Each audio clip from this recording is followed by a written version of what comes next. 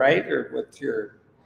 Well, I'll probably look at you occasionally. Yeah, And then no. look this way because then I'm looking at. This is the We're main. we're on right now. Yeah, we're live. So Salud. we're live.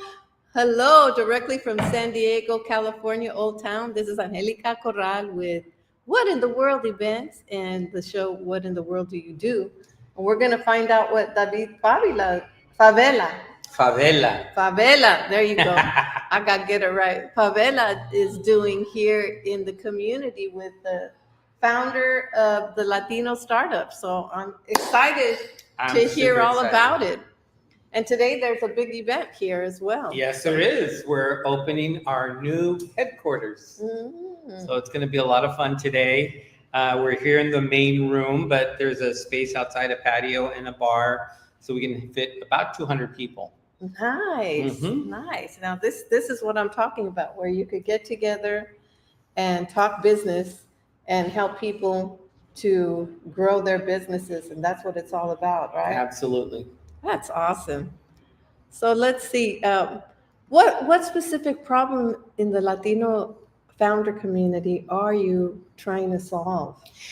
You know, it's a great question. A lot of people get confused when I talk about Latino entrepreneurship, because the truth is Latinos are incredibly entrepreneurial. You give someone who has nothing a wheelbarrow and they'll start a construction company or demolition. You give them a bag of oranges, they're doing wholesale produce, right? We will make something happen with almost nothing. Yeah. The trouble is, though, is that we tend to tap out at about $500,000 to $1 million. We don't know, not that we don't know, the fact is we don't necessarily scale beyond $1.5 to $2 million, right? You can see successful restaurants, they can generate 1.5 to 2 million, pero hasta allí. Okay. The gap I'm trying to address is beyond that, there's a space between 5 million and 100 million where you need to be very strategic and very purposeful in trying to think of what kind of company would allow me to grow beyond that. Nice. It usually involves technology. It usually involves a brand. It usually involves some kind of innovation. So that's what I'm really trying to fulfill, is that there currently isn't any program out there that I'm aware of in the United States that is helping hundreds of thousands of us to move towards scalable businesses. Wow. And that's what the Latino startup is about. I love it. And I totally agree with you. Yeah. I see we have someone here, LinkedIn user, says it's a beautiful thing, fastest growing demographic in the nation. Thank you for sharing that. Yeah, that's awesome. And I'm excited about what you're doing. I'm I had to jump on in and say, let's see what we could do. So you have spent more than 20 years at HP, Hewlett Packard. Hewlett Packard. I lived in San Jose, and they have a big plant over there, or they did when in the 70s. Yeah. So and this was before you launched your brewery, which is in Logan Heights, right? Yeah. So you've done quite a few things. You're a leading incubator at UC San Diego. And what was the key turning point for you to push from corporate into entrepreneurship? Yeah, of course. You know, I think it's helpful to describe my journey. When I started at Hewlett Packard, I wasn't even sure what that life looked like. What is a corporation? What are the jobs in a corporation? I'm a first generation, college graduate from immigrant parents. So, yes, exactly. And I had no clue of what it took and what it was, but I got in there and I did very well. I was in global supply chain, so I got to fly around the world and look at factories and do deals and negotiate contracts. But what I really learned about halfway through my career, 10 years into it, I took this thing called StrengthsFinder, which is a popular book out there, and I recommend it to everybody out there. And it told me something I should have known about myself, that I was very strategic, that I love to learn, and that I love to educate and lead. And so just with those three things, I said, am I doing that today? And the answer was not as much as I needed to. So I changed my career to new business development. and I got to work with R&D groups. I got to work with HP Labs up in Palo Alto area, which is like super nerdville, like the smartest people you can imagine. I just came from there. Yeah, and it's just wonderful, and I just really enjoyed the whole process of leading executive teams to make decisions around what new businesses to create with our intellectual property. And so that taught me like the techniques for doing a startup, evaluating ideas, thinking strategy, all those kinds of things. And one of the techniques was called Lean Startup Method. And I loved it. It was a methodical set of steps to help you demystify and de-risk new ideas. Because when you think about it, in the old school way of doing things, it was just on intuition, right? A vision someone had. And you always hear about how those become really successful. What you don't hear about is the people who had visions and failed completely because their visions were wrong. So what Lean Startup does, it tries to demystify that and say, no, don't bet it all. Do a series of steps where you're growing your evidence that you're on the right track. And if you pay attention, you might even modify your business to meet the customer demand more effectively. So reason I mention that is when I started the brewery, Border X Brewing, I had no business plan, no visions of becoming a impresario of beer. But I paid attention, I applied Lean to my own startup. And it ended up taking me to Barrio Logan, of all places, where I saw a need, which is Latinos weren't being served in a way that we wanted to be served. And so that's what I did. And UCSD was just an extension of that, but now I'm working with biotech and life science companies. Yay! I am so excited because I've been exploring AI. Yeah. And I'm really digging a few of the things that I'm learning. In fact, did you get a chance to see the videos? I know you probably haven't. I probably haven't. Because you've been busy. I know you've been busy, but I did a short little video about this event today. So I'll show it to you later. Okay. But I did see one, I think, where you were driving. Yes, and I did see it. Okay. That's it. So it's amazing how fast you could put those things together. Working in film as I have, and that's what I do.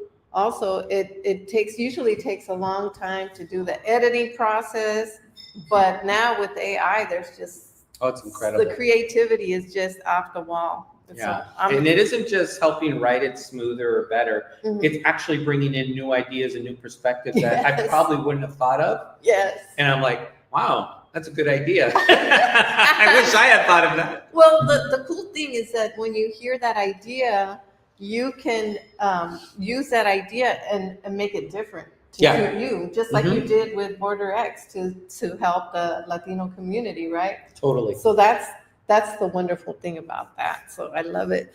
Let's see if we have any others that have joined us. Let's see. Yay. Lisa Garcia says, this is so amazing and very needed. There you go, my friend. I love it. I love it. I feel the same way. Charito's all the way in the Philippines. Good morning, dear Angelica. Thank you. And she says, and David Favela. Lisa Fevic. Lisa, she says hi. She's in Trinidad. We got OG Cartoon. He's from Los Angeles, and he's trying to do a few things. I think I know OG Cartoon. So he's the homie. You tell me if we're the same ones. Yes. It's probably he's out in LA. So that's there's only one OG Cartoon. Yeah, because he's the OG. But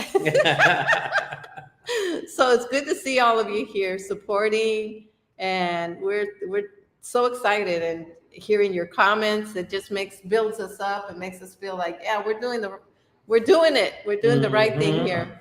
I love it. So how did your family's immigration and working class background shape the very way that you think about opportunity, risk, and responsibility? Yeah. That's a great question.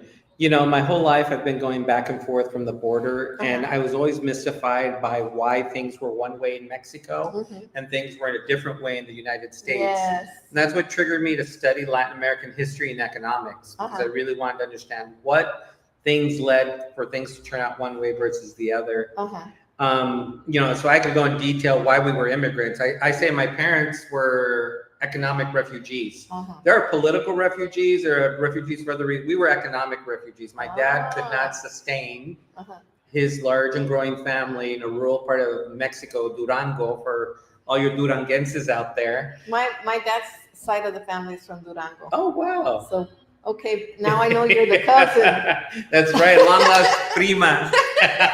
Awesome. So yeah, that's amazing. So that's an important part of the story. So my father had to leave everything that he knew and everything that he didn't even speak English. He was lucky in that you could get legal immigration back then fairly easily. This was in the 60s before I was born. The reason I mention it is he landed in Chicago, like many people from Durango. That's like our destination city. Yeah. And he didn't speak any English, only had an elementary school education with signed documents with an X. But the incredible thing about his story is he met an engineer, construction engineer, that became his friend and mentor. Nice. That engineer taught him how to work cement. And working cement, I mean, is by preparing the ground, the forms, pouring the concrete, finishing the concrete. That's actually a well-paid trade job.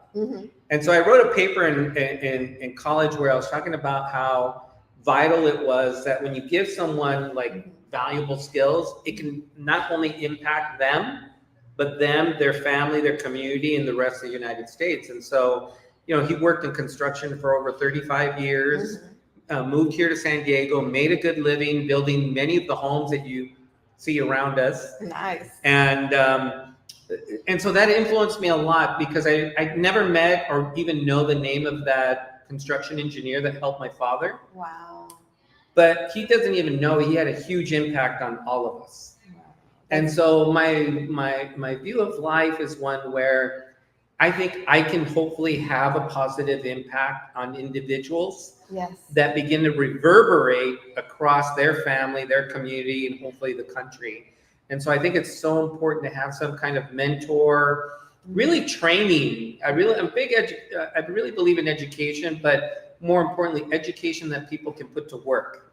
So if they're trying to start a company, I really see, and I've seen it, I've been coaching startups now for over 3 years at UCSD. One of my earliest startups actually just got $1 million investment. Another startup that I was working with just got $3 million. And so I can really see that, and I don't want to take all the credit, but there were moments where I helped them pivot and move in the right direction and trained them on how to think that enabled that to happen. So being an immigrant is everything. It really informs who I am, how I see the world, and why I do the Latino startup. That is amazing. I love the story about your dad learning from this. Yeah, this engineer. It's people make a difference and they don't realize it sometimes. All right. Let's see. We have a Jorge says, congratulations. Jorge Avila. I know Jorge. Good to see you, amigo. It's good to see the support. Yeah. So, what are 1 to 2 lessons from the global supply chain licensing or new business development at HP that most founders completely overlook but should be thinking about? I think that innovation, inventing and protecting your innovation through patenting and other techniques is incredibly valuable. We started this conversation talking about what gap am I filling? I'm not trying to help people start 50,000 or 500,000 or $1 million or $2 million companies. I think they can do that, and there's already a lot of people helping people do that. What I think, to build a scalable business, you need to have innovation as part of your business model. And if you can patent or protect your innovation, that's what gets you to 5 million, to 50 million, to 100 million. And so working at Hewlett Packard, later in my career, I became very obsessed about licensing and patenting. I even have a patent under my name, even though I'm not an engineer, but the engineers loved my collaboration, that they actually wrote me down. Oh, and really? I got a little plaque, and so I'm patented. So Which one is that? What patent is that? Oh, it's so esoteric. It's a combination of chemicals that are used in the paper making process that interact with our pigmented inks coming out of HP printers Okay. and just makes the color consistency and vibrancy off the charts. And so, That's important. You got to make things pop, right? yeah. And at that time, we were introducing the fastest printer in the world. It's an inkjet printer. And the problem was the way the paper was coming out is it wasn't absorbing. It has to be like a sponge.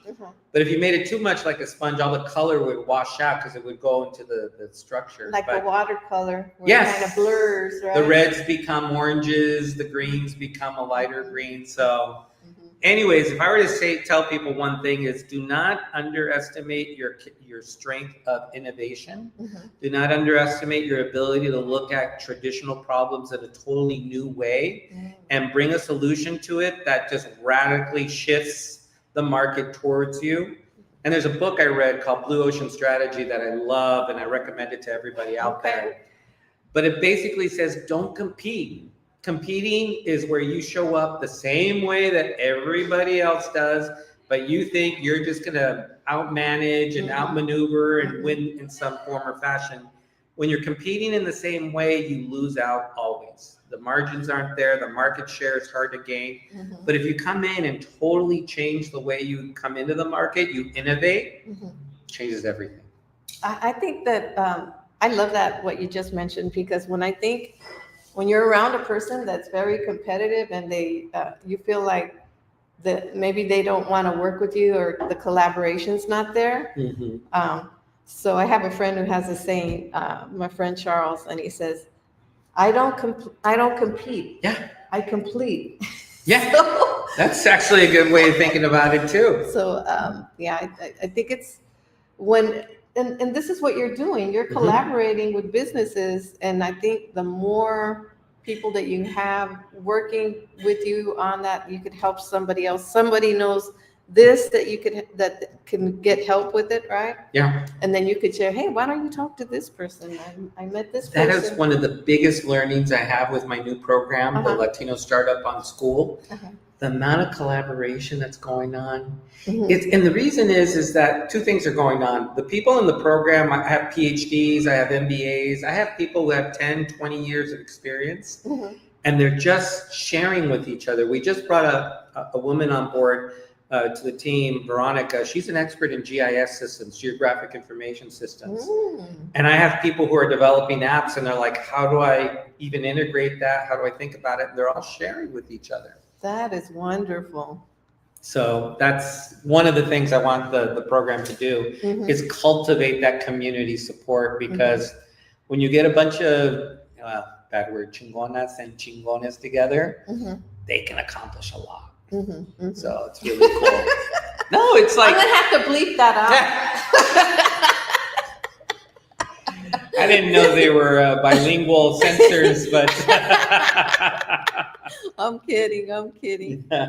So, okay, we got some more people giving their thoughts. Hi, everyone.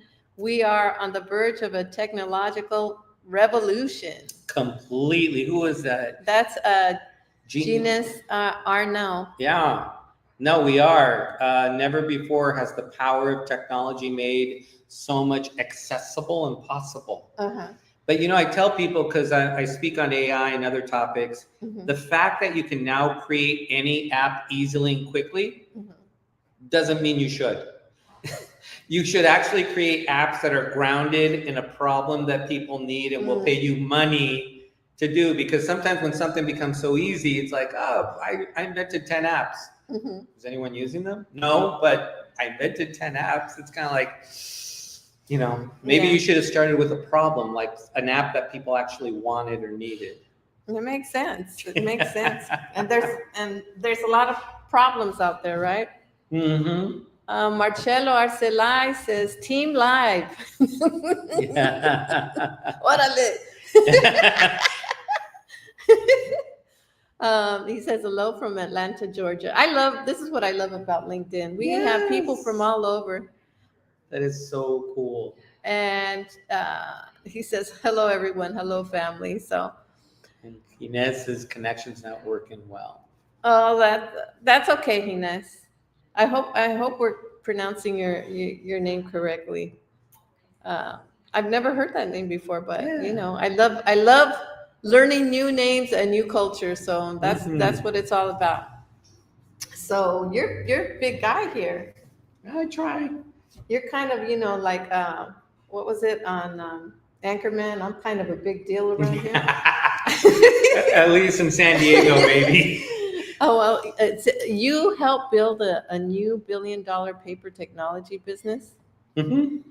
and later scaled Border X Brewing. What did you learn about validating demand and scaling operation that applies to early stage Latino founders today? Well, again, I think it goes back to having a good method, a good framework of thinking about problems and how to uniquely and innovatively solve them. Mm-hmm. So the situation at Hewlett Packard was they had invented this super fast printer, and Mm-hmm. the problem was the way the industry made paper. Like I said, it was either too tightly or too open, so Mm-hmm. it didn't dry fast enough, or the colors would run. Mm-hmm. I was given $60 million to go out and try to convince the world's paper companies to make paper that worked for our printers. And that's where the calcium chloride addition into the content. So, but here's where creative and innovative thought comes in. I said, you know what? I'm not going to sprinkle $60 million across the globe and try to convince people to do what we want them to do. Mm-hmm. I really thought about the problem, and I turned it around into what's called a reverse licensing program. Okay. So I did two things. Mm-hmm. One, I shared secret products and prototypes so that the paper industry would go, oh my gosh, this technology is really innovative. It's not just on the printer, it's on industry. Like, you have to imagine, we did industrial printing equipment that had dozens of these print heads. We'd do magazines, we'd do all kinds of stuff. Mm-hmm. So they saw that. I was at a trade show in Frankfurt, Germany, and I had this curtain in the secret room that people would come in and be like, oh my gosh, we shouldn't discount this. This is really important. We don't know what's going to happen, but HP is a big player.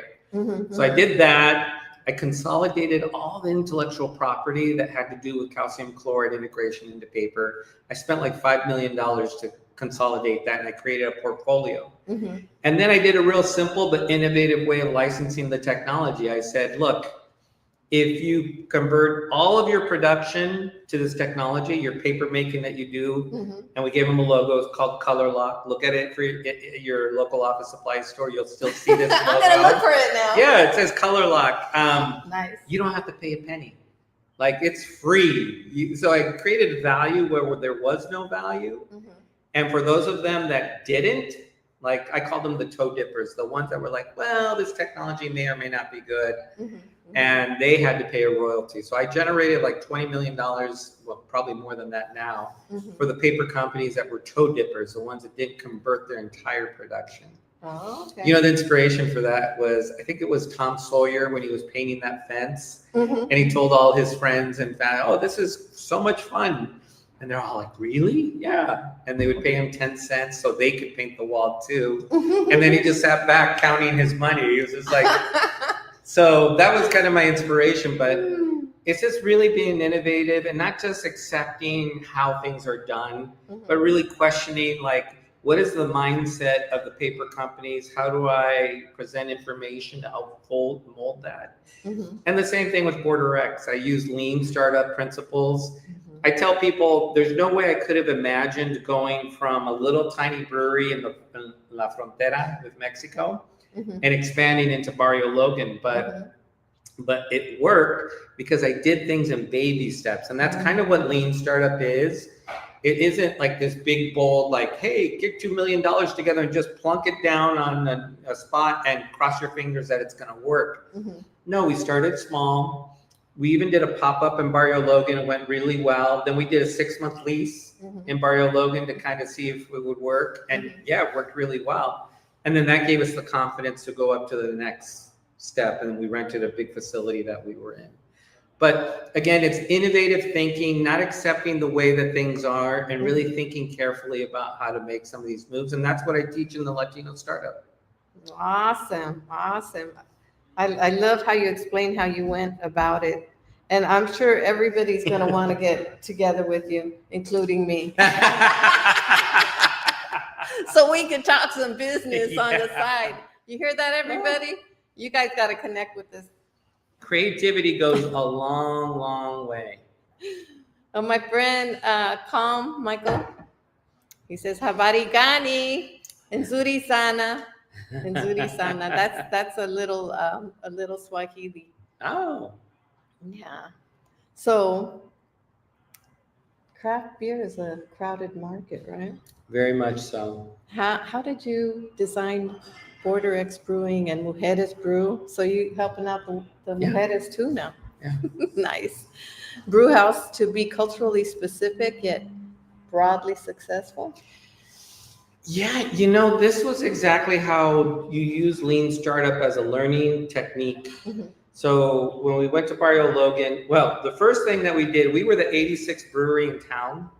Wow. 86th craft brewery. San Diego is brew town. Oh no, and it got to like 200. So there was even more coming behind us. Oh wow. But we were faced with a very strategic choice. Mhm.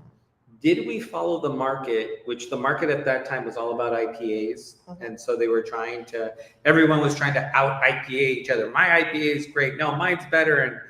And that's what's called a red ocean. Everyone's just competing on one vector. They're all kind of cookie cutter in some way, and they Mhm. think that they're going to be the best IPA. Mm-hmm. I saw that and I said, there's no way I'm jumping into that pool. Like I Mhm. rewrote the rules of the game. Mm-hmm. I said, we're going to be a Mexican craft brewery. Mm-hmm. And we were like, well, what is that? And that meant that we're going to go look to our culture and our traditions for Mhm. flavors. Mm-hmm. And my nephew, the first beer that he made was what's it called? Blood Saison, which is a Jamaica, right? Jamaica inspired craft beer. I So want some. it was like, to be our first beer as an Uh-huh. exemplar of our strategy, it was glorious. It Mhm. was bright ruby red like no other beer you've ever seen. Mm-hmm. And it had this foam on it, and it had that kind of like tartness from Jamaica. Mm-hmm. We had a little bit of agave and sweetened it up a little bit, so it was really well balanced.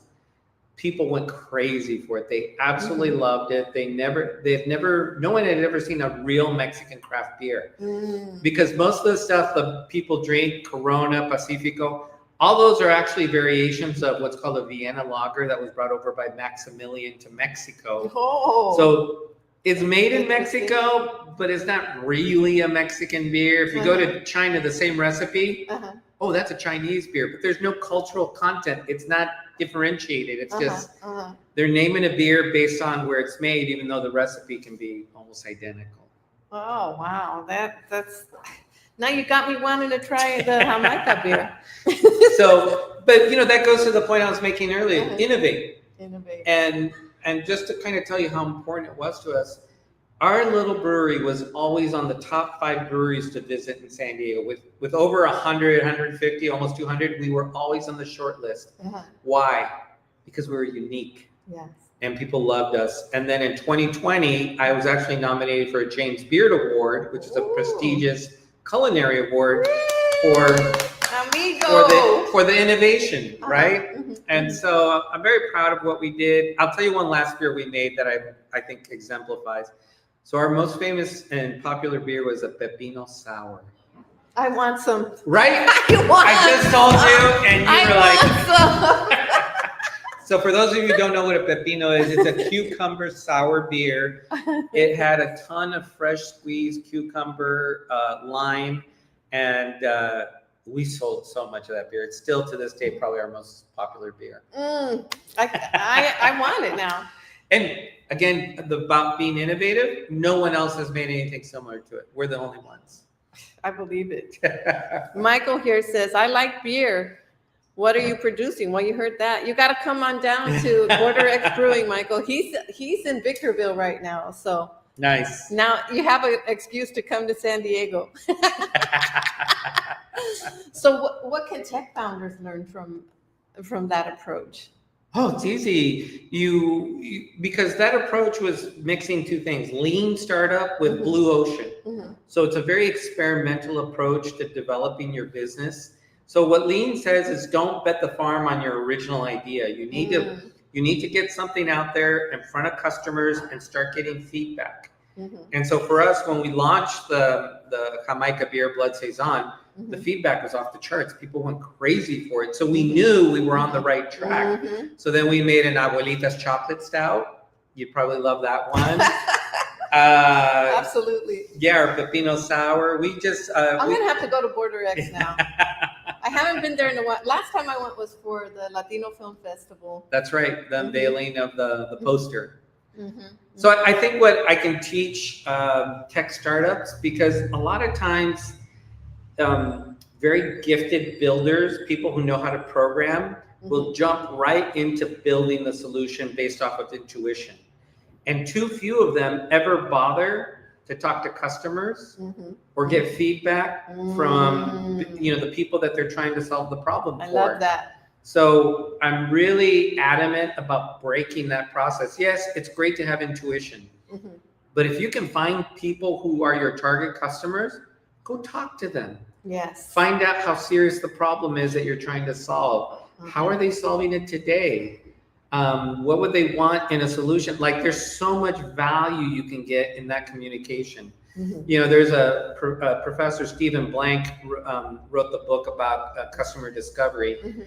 He said, no good ideas occur within these four walls. In other words, your team of engineers or market research isn't enough. You have to get out there and connect with the public. And if you do, it's just like when we started the beer strategy, it validated that we were on the right track. Nice. So I would tell tech startups, be innovative, but get that feedback from your customers. Because if you're flying blind and just building something, there's a reason why they say 95% of startups fail within 2 years. Some of them just built the wrong product. No one wanted their product at the end of the process, which is heartbreaking. I can't imagine the amount of work and energy that goes into it. Yeah, that's interesting, but it's true. It's good to get feedback, and I think even here with the startup that you got going on, you're gonna get feedback from everyone that's here as well.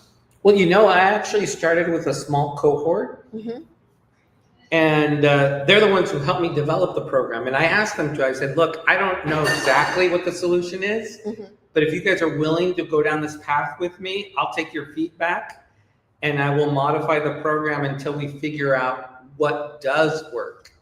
Awesome. So you can apply this to all everything. kinds. Yeah. Even nonprofits and others. I'm fired up, man. You've inspired me.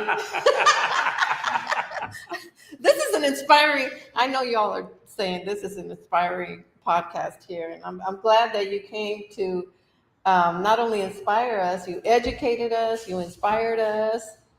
We're ready to go. Let's go. Let's do this. So what is it when you meet a new founder in the Latino startup community? What are the first 2 to 3 questions you ask? Oh, that's one, who they are, because I'd like to get an understanding of how they arrived at this point in time that they're wanting to join my program. 2, what the problem is that they're solving. So this isn't to throw shade on anybody, because it's the most normal thing that people get these ideas and they love their ideas. In fact, they fall in love with their ideas and they're like obsessed and want to talk about that. But I say, wait, time out. And in fact, I've heard this from a lot of VC investors. One of the first questions in a slide deck, whenever someone says, oh, I'm working on a CRM database or automation tool for this and that, for them, it's like a red flag. They're like, okay, wait a second, time out. Who are you building this solution for? Like, what problem are you solving? There's plenty of CRM database managed automation tools out there, but what market specifically, what person are you trying to solve the problem for? Because if you don't understand that, it means that you're just building something that you think is cool. And so that's the second question. It's like, they want to talk to me about their solution. I want to talk about the problem. So I kind of guide people to switch gears, and they're like, wait a second, no one's ever asked me that. Like, I'm solving it for everybody. And it's like, nope.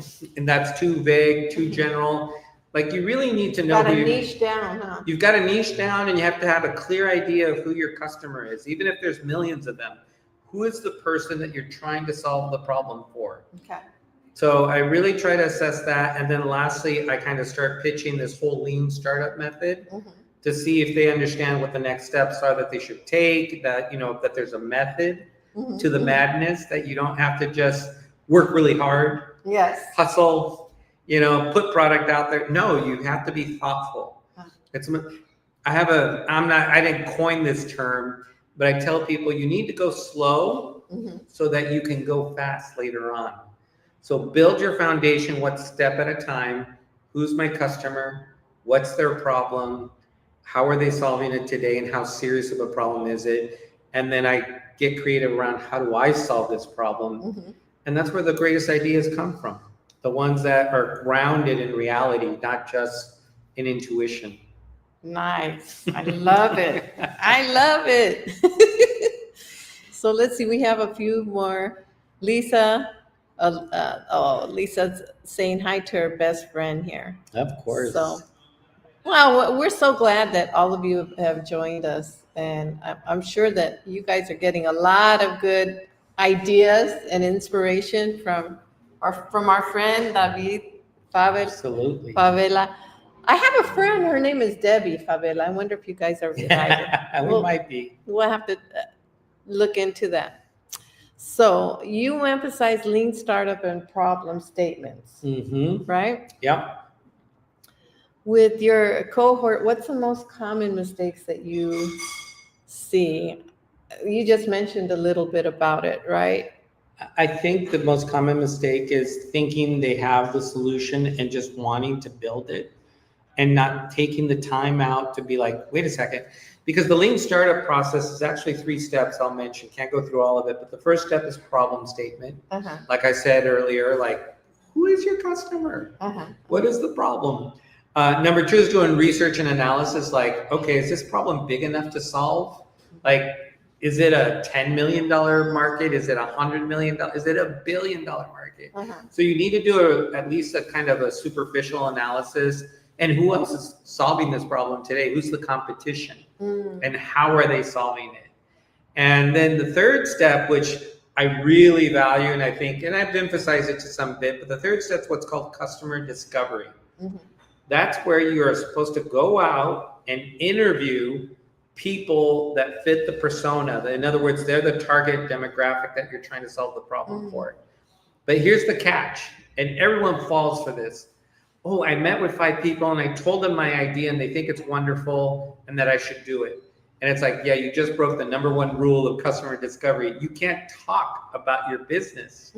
You're actually supposed to talk to people and say, hey, I know you have this problem. How serious is this problem? How do you experience it? How do you solve it today? Are you satisfied with you never talk about your business idea because that's more valuable, getting that feedback than having people say, oh, you're so brilliant, great job, you should do this business. Well, I think another thing, like you mentioned, when you talk about your idea like that, sometimes people feel like they're trying to sell it. You sound like you're trying to be a salesman, right? Yeah. Instead of being interested in the person. So I think that asking those questions Thank you. make people, they think, oh, well, this person really cares about my problem. Thank you for saying that. That's actually the most important thing, is to be present and empathetic to understand your experience. And people feel that. Like, if I ask you questions about something that bothers you, you're like, oh, let me tell you, I don't like this, and this is why I don't like it. It's cathartic, right? If you do this right, you get a ton of really valuable feedback. And what allows you to do is, you don't do 1 interview. You're supposed to do 100. And I know that sounds crazy, but with the biotech firms that I've worked with, the ones that are not a single year project, but multi-year projects that cost millions of dollars. Yes. We did interview 100 doctors, EMT, hospital professionals. We were doing 20 a week. It was grueling, but the amount of information and feedback we got rocked our world. And in that particular case, they said, yeah, we don't need your product. Wait, what? We have a patent. It's incredible science. How do you not love? And they said, no, we don't need it. We would rather solve it this other way. And the good news is it actually helped us pivot away from humans as our target demographic to dogs and veterinarians. So it was a blood substitute solution. And guess who gets surgeries? Dogs do. And they don't have a good blood supply. And so this invention that this PhD. That is awesome. So I love that. Yes. And the only and I think they should have that at the hospitals. They should. Yeah. You know, even if they have, you know, one variation, there should be another thing to choose from. Yeah. You know. So that it was just a wonderful way of getting clarity on like what the challenges of the market were going to be. And I think it was 5 weeks. We did 20 a week, and so that was 100. And the insight we got, imagine that. I mean, so much so that we're like, you know what, we're headed down the wrong direction. Let's stop this and let's change our strategy. And I could tell you dozens of stories like those when people are really committed to the process and not falling in love with what they thought the world needed. They come up sometimes with something that's even better. And so that's the importance of customer discovery. I'm a big advocate for it. Yeah, you know, it reminds me a little bit about the whiteout, how whiteout got invented, right? Yeah, tell me about that. Well, I think I forgot most of the story because I got the little bit of the sun timer, but yeah. No, but it was a mom that worked as a secretary, and what she did was she got tired of having to type papers over again. So she came up with the idea of painting it over with whiteout. So this is archaic, you know. I'm from the. But it's great. But she came up with the idea, and it really helped a lot of people out because a lot of people would make mistakes. They didn't have the backspace on your typewriter then. This all. They're like, what is she talking about? I think we're definitely dating ourselves. But no, sometimes the things you discover on the entrepreneurial journey are even better than your original idea. You know, the great story is, you know, Wrigley gum. And I know it's an old school gum, but it was the first commercial chewing gum. I like the juicy fruit. Yeah, the juicy fruit. But the interesting thing is the guy who started it was initially not a furniture salesperson, but he had picked up these boxes at the Chicago World Fair of chicle. Because the Brazilian group had brought chicle, but it hadn't been commercialized. And he was leaving them behind as like marketing things like, hey, thank you for your time. Here's a box of chicle. Well, people said, look, I don't want your furniture, but can you give me 5 boxes of that chicle stuff? It's wonderful. I love it. You know, I'm trying to quit smoking, or I like the flavor or whatever. And so he built Wrigley's chewing gum, and he became one of the richest men in the United States at that time, based off of that insight. He found a better problem to solve. Isn't that crazy? That is crazy. And so I remember watching those commercials. Yeah. So if you could put one sentence in the head of every aspiring Latino entrepreneur in San Diego, what would it be, and why? That's easy. Sí se puede. Yay! I think. Sí se puede. Exactly. So the one thing I think holds back most Latinos is our mindset. Yes. We're capable, we're smart enough, we might have the right resources and connections to execute some really great stuff. The thing is, in my research, I've discovered that one of the reasons we don't succeed in starting up bigger companies is because we've just been told our whole life to get good grades, get into the right college, get the right career, grow in your career, retire, game over. And you know what? There's nothing wrong with that. Much respect for everybody. But the thing is, it's never been implanted into their head of, okay, get into your career, invent something, make $500 million and create generational wealth for your family. Like, that's not a story that most people hear. And I've interviewed Latinos, first gen, who went to prestigious schools, MIT, Harvard, Stanford, all those. And I asked them a real simple question. Whoever told you that you could be an entrepreneur? I'm like, well, my parents were entrepreneurs is the closest I get. They were restaurateurs. But guess what? Parents who are working really hard just to survive, Mhm. guess what they want? They want their kids to get a professional job, a secure job, something where they don't have to work so hard. Yeah, they don't want them to work that hard. It's not even in the parents' mind that instead of just doing that, you send them to Stanford for engineering, Mhm. they could also do a startup. And so that never enters into our mindset. And so Yeah. that's the one thing I would say, and the biggest challenge I think that the Latino startup is taking on is we have to change up the game. We have to put Absolutely. new ideas.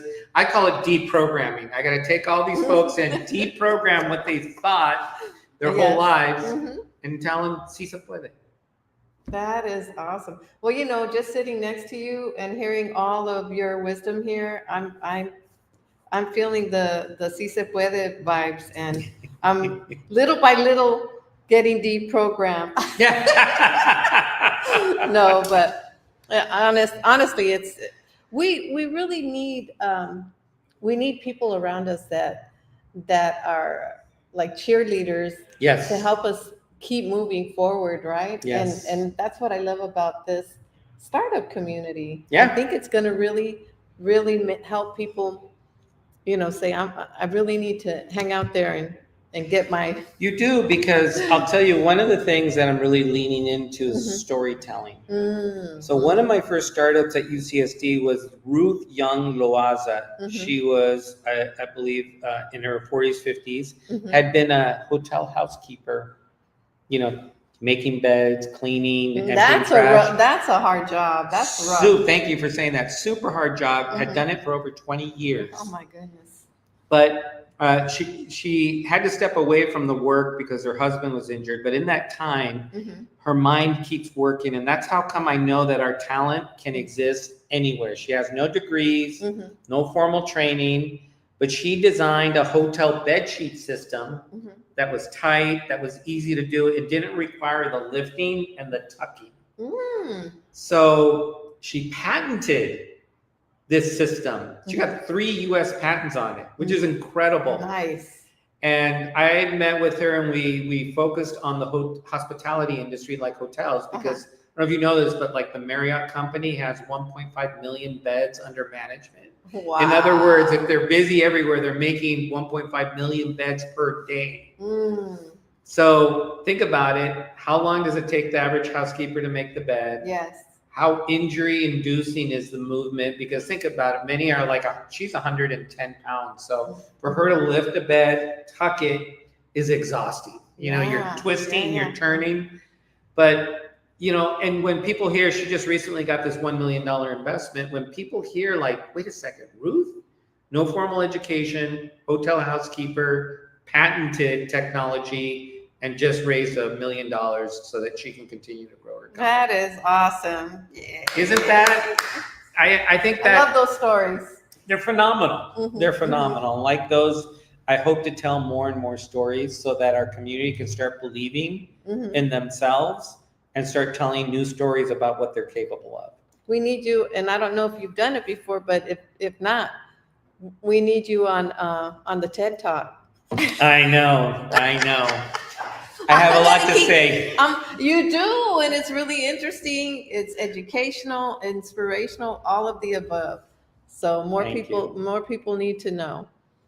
So, what's the talent foundry in practical terms? If a founder walks in the door, what do they actually get?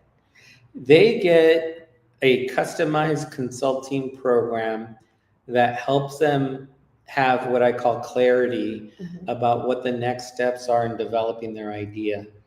Without a framework, a lot of people get overwhelmed. Mm-hmm. They're like, oh, I'm going to start my company. Mm-hmm. I got to work on the logo. I got to get business cards. I got to register in Delaware. I've got to be an S Corp or whatnot. And it's like all this stuff, Mm-hmm. they don't have to do. Mm-hmm. The first, so knowing the sequence of what's first, what's second, what's third is an incredible relief. Mm-hmm. And what I try to do is give them clarity of like, don't bite off everything. Just do this one thing. Mm-hmm. Who's your customer? Mm-hmm. Oh, okay, think that through. Now go and do some research on your market. Okay, don't like worry about the rest. Take it one step at a time. And that's why it's called lean startup. Mm-hmm. The whole idea is don't overinvest time, energy, or resources Mm-hmm. if you haven't created the foundation of your idea. And so I think that's what I give people at UCSD, the Talent Foundry, is a structured way of approaching their business in a way that doesn't stress them out or force them to kind of do too much immediately. Because you know what happens when you get too much? You kind of you're all over the place, you're disorganized, you're not effective, and unfortunately you burn out. Absolutely. So Yeah. I end every meeting with, do you have clarity? Do you know what's next? When are you going to finish those steps? And so that's it. I strip away the rest, keep them focused. That's awesome. So what does success look like for you? Oh, that's easy. So it's in my tagline. I say, I want 100,000 more Latinas and Latinos to come into the startup space so that they can create businesses that succeed, that scale, that become important and contribute to our communities and to the overall country. And I think 100,000, I picked it out of the blue. Because it was big enough to be meaningful. Like, imagine if I just said, I want 100 people. It's like, well, that's nice, David, but that's not really going to change reality.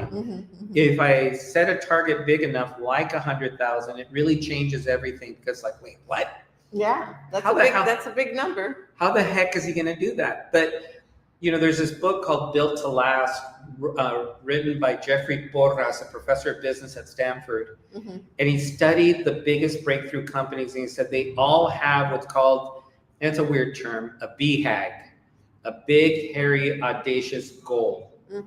And it's a BHAG because no one knows exactly how to get there, but they're setting the direction to get there. And so if you think about Steve Jobs, to kind of bring it back, his BHAG for his engineering team was, I want 1,000 songs in my pocket. Now remember, CDs, I'm sure you traveled and carried your portfolio that weighed like a ton. And you're like, oh, this CD's got 10 or 12 songs. So imagine 1,000 songs, like you'd have to have, 100 CDs? Like, it'd be ridiculous. That would be a whole suitcase. They said, no, I want it in my pocket. And that's how the iPod was developed. Nice. And having, I think, an audacious goal like 100,000 more, maybe it's too small, but at least it's big enough to make me think about how does this grow across the nation and doesn't stay here in San Diego alone. Hay que darle porras al señor Porras. Hay que darle porras. Porras we got to give him his props. Look him up. Built to Last. He's won a lot of awards for that book. Phenomenal gentleman and Latino. Jeffrey Porras. So let's see. Yusuf, let's see. We have a few people that have come in. Tom Cullen says, hello, Angelica and everyone else. Thanks for joining us from Canada, my friend. We appreciate you being here and showing your support. You guys are awesome. So you sit between UC San Diego biotech and life science companies, investors, and underrepresented founders. Yeah. So what have you learned about translating between those worlds so founders don't get lost in the jargon and power dynamics? I think I'm just beginning to address this challenge.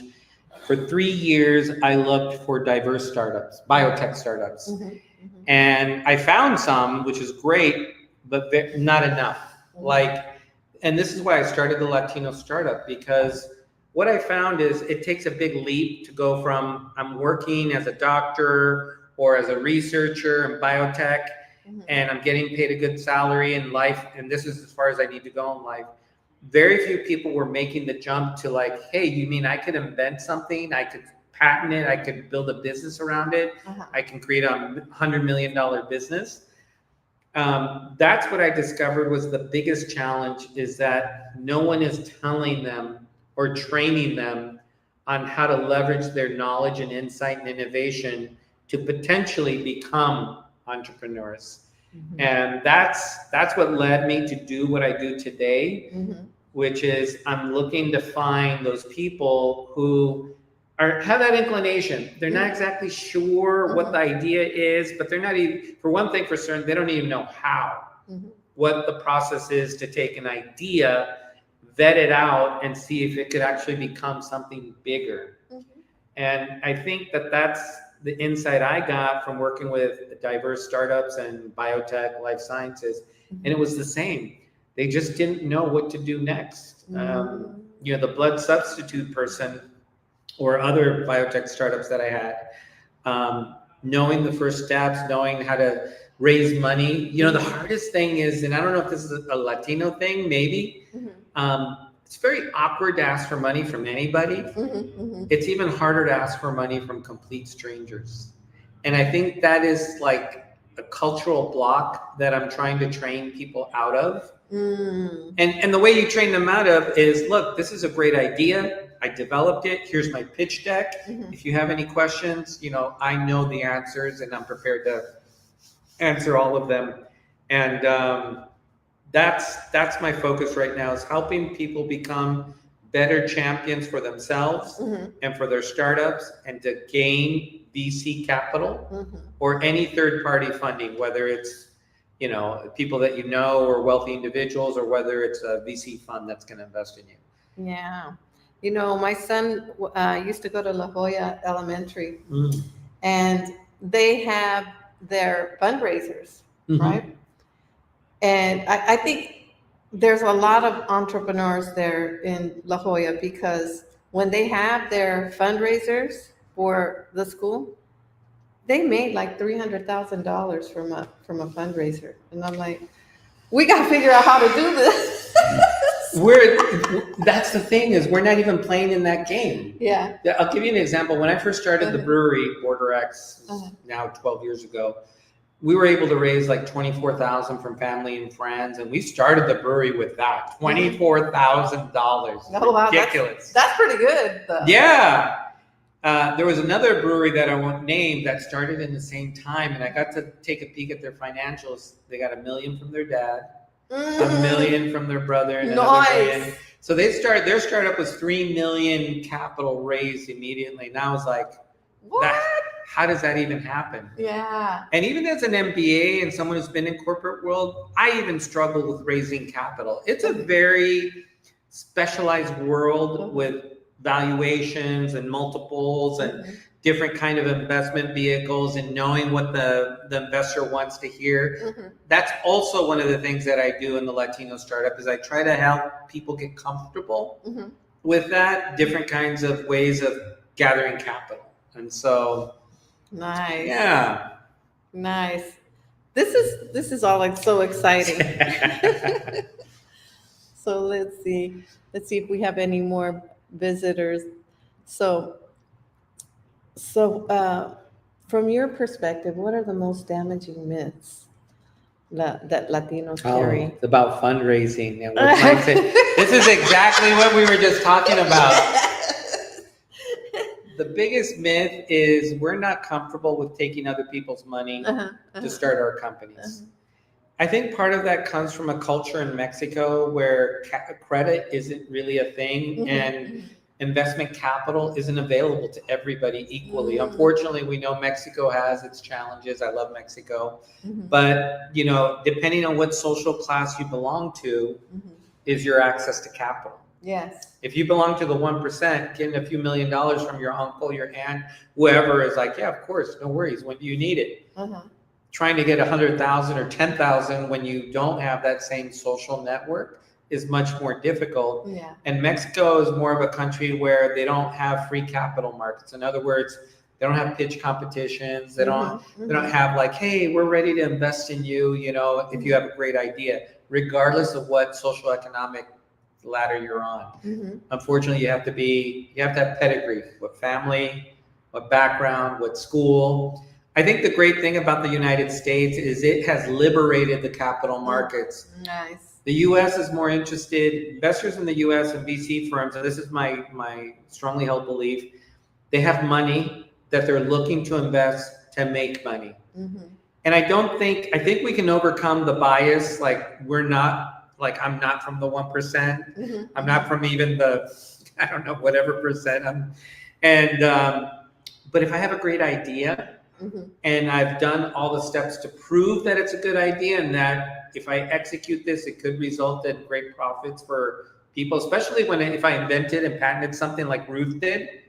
People gave her $1 million. Nice. Right? I mean, it's like money wants to make money in the United States. It's not the same in other places around the world. Yeah. Wow. And she found a way to get her idea across so that it was believable. Well, it's the work we did together. Oh, so you worked with her on that? Oh, absolutely. Oh, nice. When she was initially came into my program, she was going to sell online to consumers.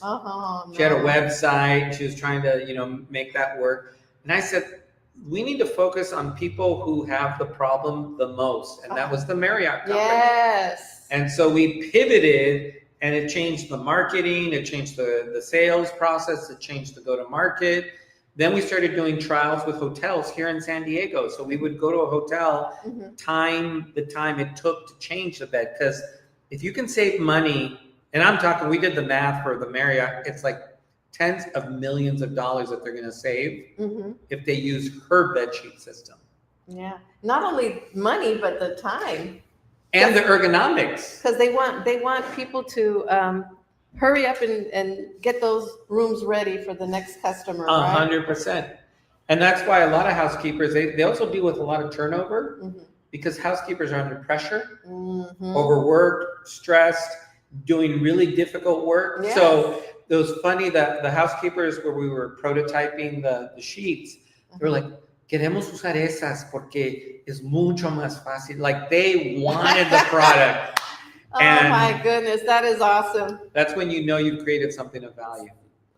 So they were like, those are the ones that I want to use because it gets the job done fast and I don't have to use my whole body and be in pain here. Exactly.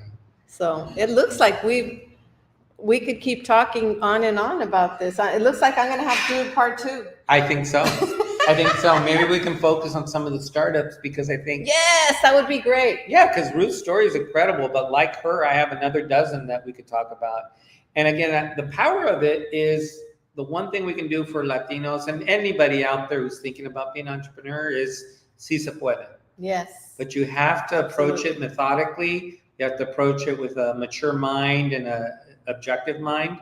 And if you follow the steps, you'd be surprised where you end up. Awesome. So today you're having this great event here in Old Town.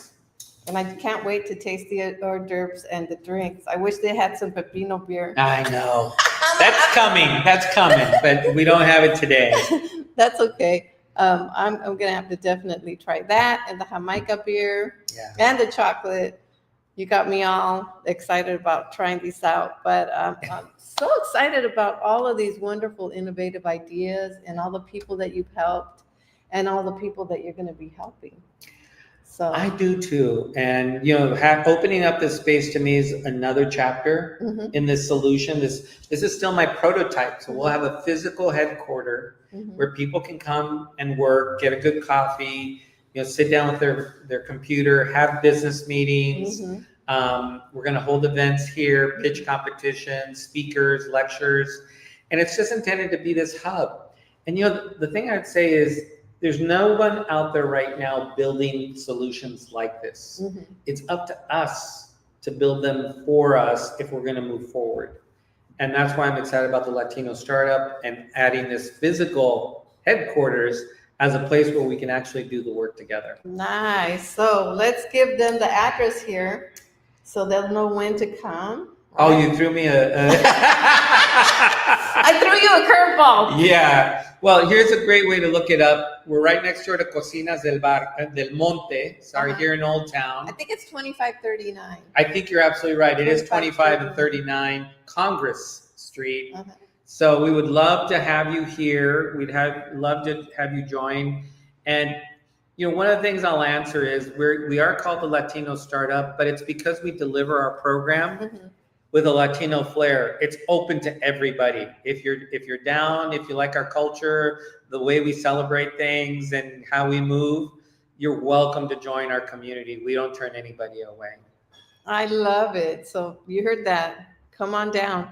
Now, what if somebody lives in Los Angeles or another city? Is this predominantly for San Diego or? Predominantly for San Diego, but my vision is, depending on how this works out over the next 2 or 3 months, which I think it's going to be fantastic, Mhm.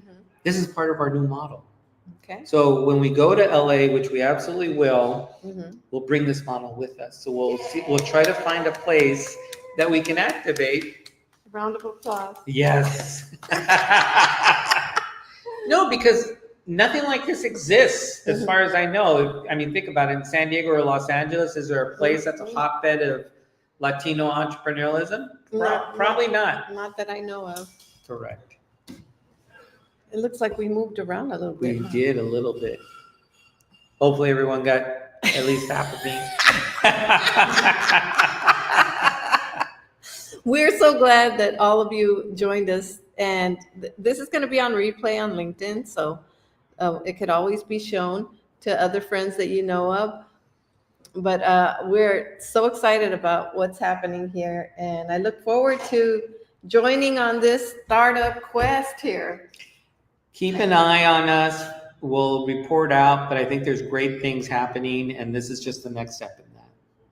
Okay, awesome. Well, thank you very much. Thank you so much. Really enjoyed it. I did as well. So hope to see you all on the next one, and we love you. Have a good night. Bye.